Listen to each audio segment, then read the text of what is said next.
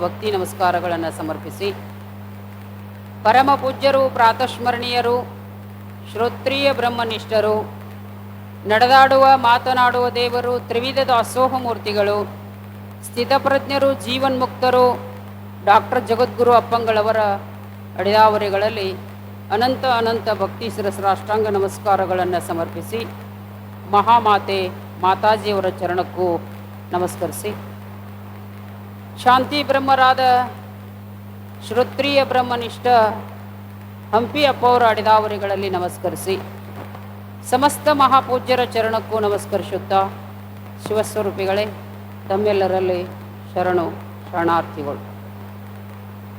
ಪರಬ್ರಹ್ಮದರವಿನಿಂದುರೆ ಜಾಣ್ಮೆಯುಂಟೆ. ಜಾನನು ಯಾರು ಅನ್ನೋ ವಿಷಯವನ್ನು ಬಹಳ ಸುಂದರವಾಗಿ ತಿಳಿಸುತ್ತಾ ಬಂದಿದ್ದಾರೆ. ಜಗತ್ತಿನೊಳಗೆ ನಾವು ಜಾಣ್ರಂತ ಯಾರಿಗೆ ಅನ್ನಕತ್ತೀವಿ ಅಂದ್ರೆ, ಏನೋ ಸ್ವಲ್ಪ ದುಡ್ಡು ಸಂಪಾದನೆ ಮಾಡಿದವ್ರಿಗೆ, ವಿದ್ಯಾ ಸಂಪಾದನೆ ಮಾಡಿದವ್ರಿಗೆ, ಈ ಲೋಕದ ವ್ಯವಸ್ಥೆ ಯಾರು ಸರಿಯಾಗಿ ಮಾಡ್ಕೊಂಡಿರ್ತಾರೆ ಅವರಿಗೆ ಜಾಣರು ಅಂತ ನಾವು ತಿಳ್ಕೊಂಡೆವು. ಆದರೆ ಈ ಜಾಣತನ ಶಾಶ್ವತ ಸುಖ ಕೊಡ್ತದೇನು ಅಂದ್ರೆ ಶಾಶ್ವತ ಸುಖ ಕೊಡಂಗಿಲ್ಲ.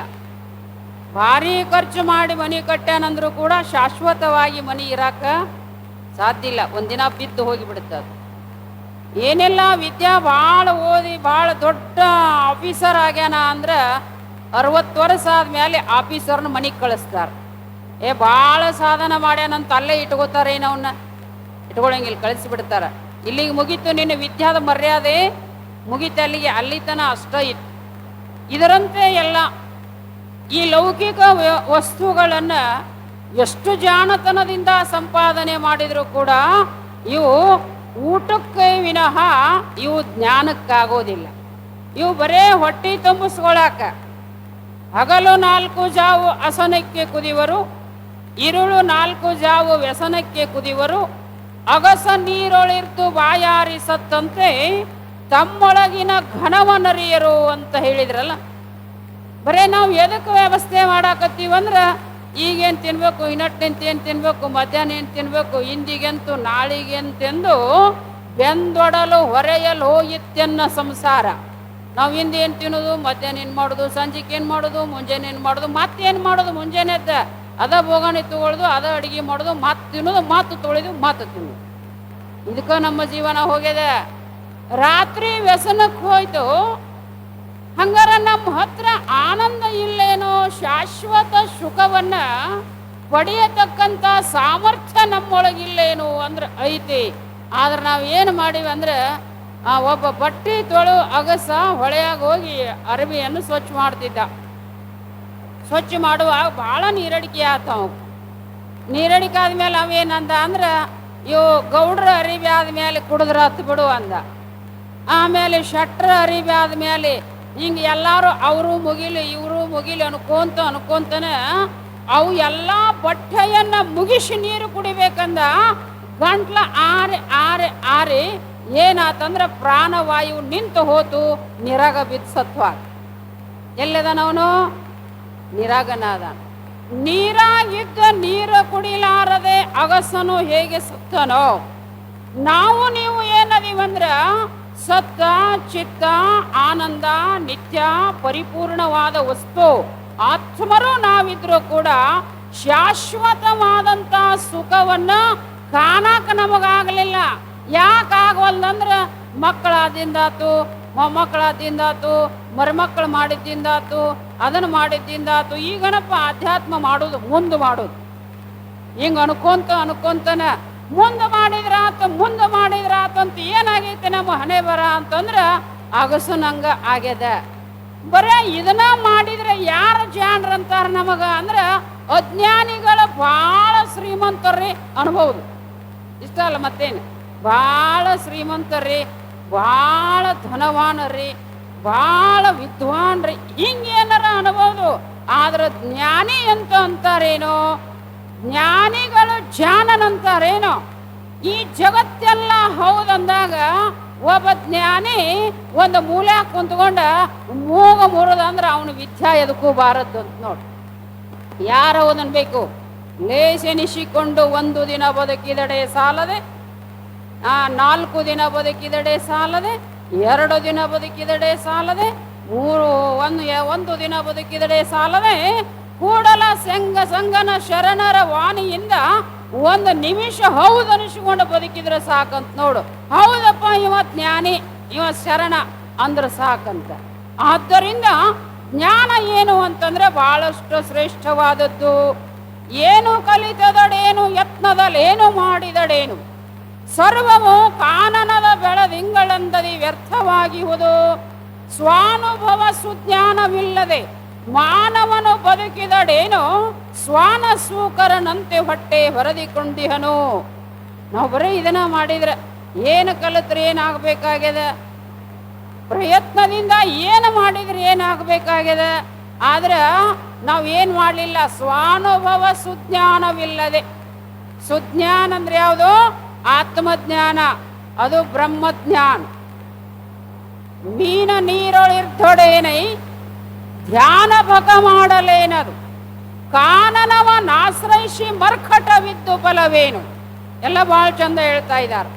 ಸುಜ್ಞಾನ ಒಂದು ಜೋರ ನಿನ್ನ ಹತ್ರ ಇರ್ಲಿಲ್ಲ ಅಂದ್ರೆ ಏನಾಗ್ತದ ಅಂತಂದ್ರೆ ಸ್ವಾನ ಸೂಕರನಂತೆ ಹೊಟ್ಟೆಗೆ ಹೊರೆದುಕೊಂಡಿರೋದು.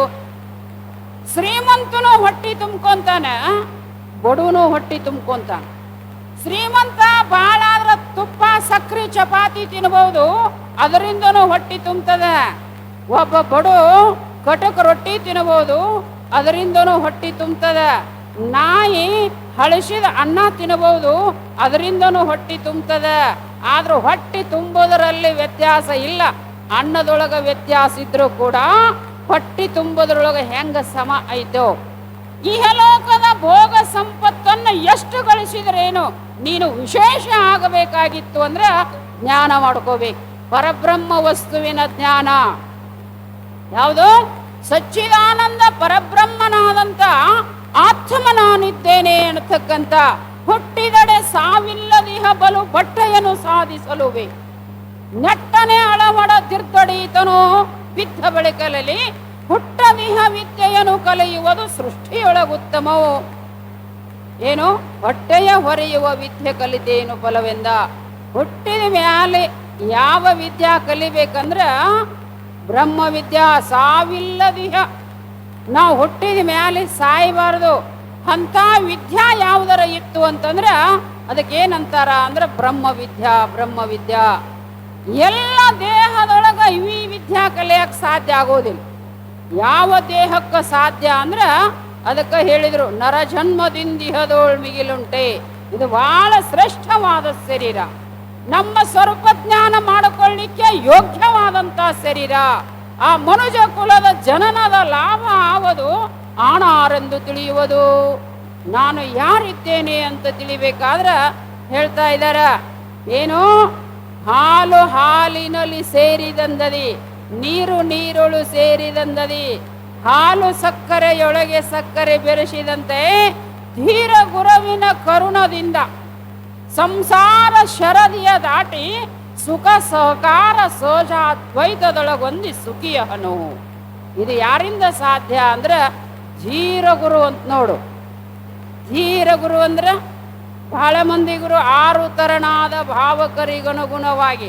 ಅದರೊಳಗೆ ಧೀರ ಗುರು ಯಾರು ಅಂತಂದ್ರೆ ಶ್ರೋತ್ರಿಯ ಬ್ರಹ್ಮನಿಷ್ಠ ಗುರುವಿನ ಶರಣಾಗತನಾಗಿ ಅಲ್ಲಿ ಏನು ಮಾಡಬೇಕು ಅಂತ ಕೇಳಿದ್ರೆ ಹಾಲಿನ್ಯಾಗ ಸೇರಿದ ಮ್ಯಾಲೆ ಬ್ಯಾರೆ ಮಾಡಕ್ ಬರಂಗಿಲ್ಲ. ನೀರಿನೊಳಗೆ ಕೂಡಿಸಿದ್ರೆ ಬ್ಯಾರೆ ಮಾಡಕ್ ಬರಂಗಿಲ್ಲ.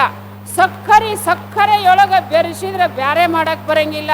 ಧೀರ ಗುರುವಿನ ಕರುಣದಿಂದ ಸಂಸಾರ ಶರದಿಯ ದಾಟಿ. ಯಾವ ಸಾಗರ ದಾಟೋದು? ಸಂಸಾರ ಶರದಿಯ ದಾಟಿ ಸುಖ ಸಹಕಾರ ಸಹಜ ಅದ್ವೈತದೊಳಗೊಂದಿ ಸುಖಿಯಾಗು. ಏನು?